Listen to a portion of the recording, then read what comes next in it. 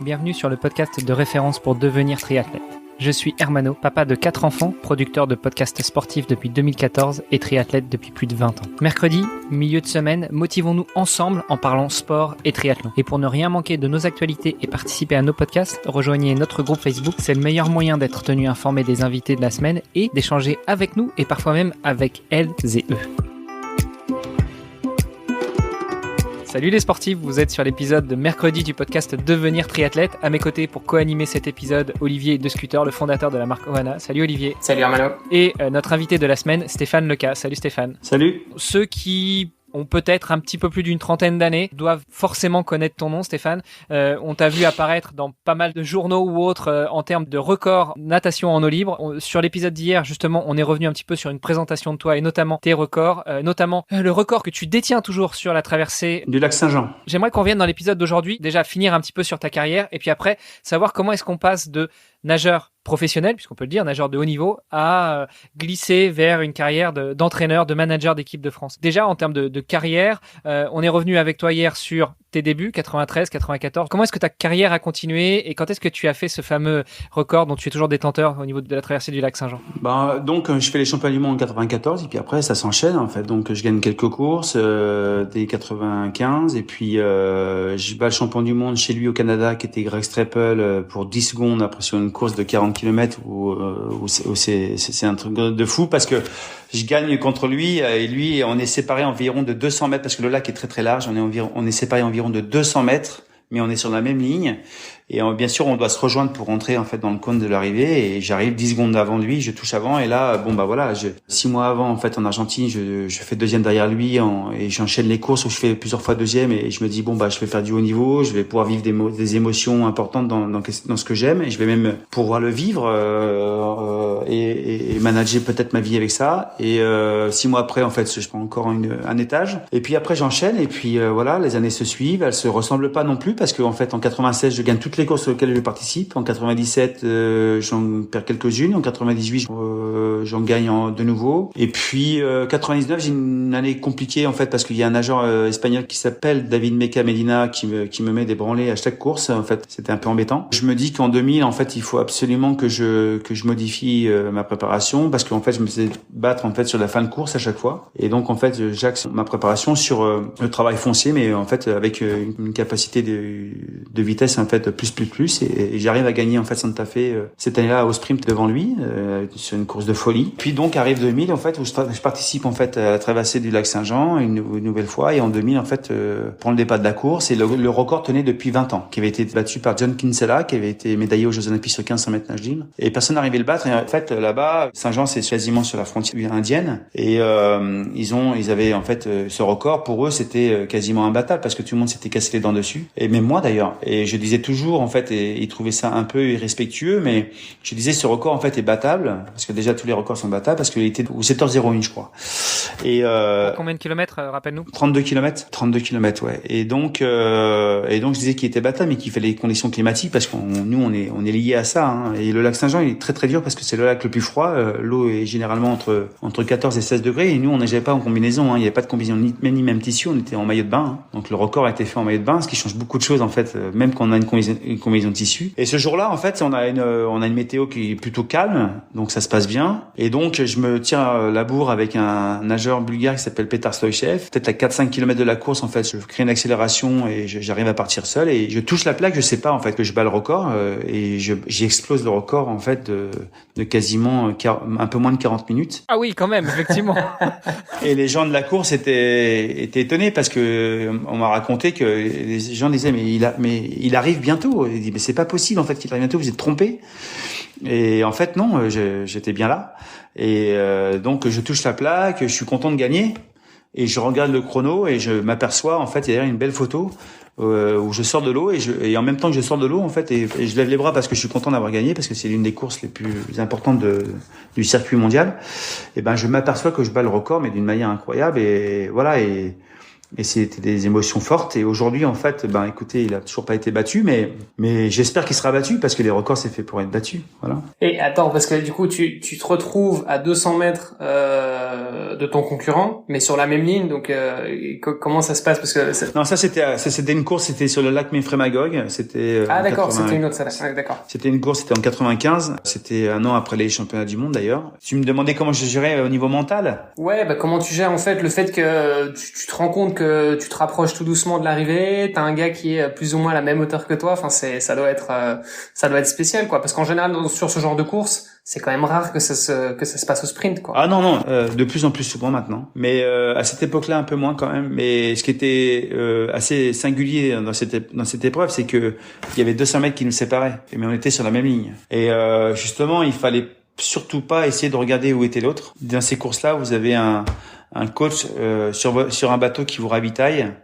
Et donc, il faut lui faire confiance, en fait. Et lui, il a un rôle essentiel et extrêmement important au niveau des indications qu'il doit vous donner avec une ardoise pour vous marquer, en fait, où vous en êtes. Et il faut rester centré, en fait, sur son effort, sur ce qu'on fait. Absolument pas ne vouloir regarder où il se trouve, parce que de toute façon, on voit rien. Donc, c'était mentalement, c'était une épreuve, ouais, c'était très sympa. Alors, je sais pas si nos auditrices ou nos auditeurs ont déjà vu, notamment aux derniers Jeux Olympiques, parce qu'il me semble qu'il y a une Française qui a connu quelques déconvenues en eau libre au dernier JO. Une course de natation en eau libre, en fait, c'est pas comme en piscine. On n'a pas un couloir. On a vraiment toute l'étendue de l'eau, alors que ce soit le lac, la rivière, la mer. Du coup, comment est-ce que tu fais pour t'orienter? C'est là que tu suis ton coach qui est en bateau à côté de toi, ou c'est à toi de te débrouiller, ce qui peut expliquer cet écart de 200 mètres entre deux concurrents, et après, vous rentrez dans une espèce de couloir, en fait, de cône pour aller toucher la plaque? En fait, il y a deux types de courses. En fait, il y a l'épreuve olympique sur le 10 km où là, même sur le 25 maintenant, où il n'y a plus de bateau et vous nagez avec l'ensemble des nageurs et vous devez vous repérer avec des points hauts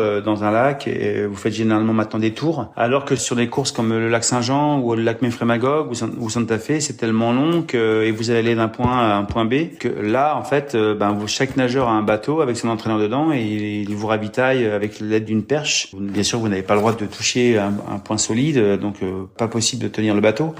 Et voilà, c'est complètement différent parce que lorsque vous êtes sur l'épreuve olympique et que vous n'avez pas votre coach avec vous, vous êtes seul et avec les adversaires, et donc là, c'est à vous de manager en fait les moments importants. Et alors que lorsque vous êtes sur une épreuve en fait comme sur le lac Saint-Jean, et là vous avez votre coach qui vous aide et puis qui doit faire un travail important sur le rôle du coaching, de l'accompagnement, oui. Et les ravitaillements, du coup, question de néophyte, mais ravitaillement, ça se passe comment? On se met sur le dos, on continue à avancer et on avale quelque chose.